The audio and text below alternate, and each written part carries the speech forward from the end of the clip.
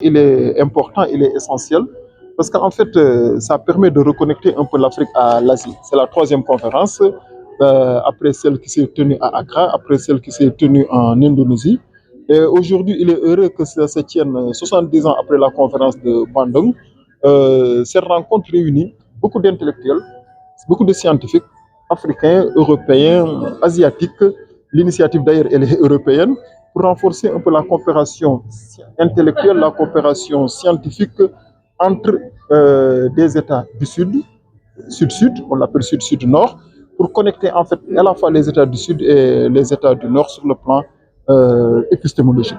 Elle est aussi importante parce qu'en fait, ça permet de nous réconcilier avec nos connaissances, donc avec une forme d'endogénisation de nos savoirs, qui est un thème fondamental aujourd'hui, qui est un thème d'actualité, qui va permettre, suite à une coopération entre l'Afrique et l'Asie, une coopération, bien sûr, une coopération scientifique, de nous appesantir sur ce que nous avons de commun sur le plan intellectuel, sur le plan scientifique, sur le plan culturel, mais également sur le plan historique.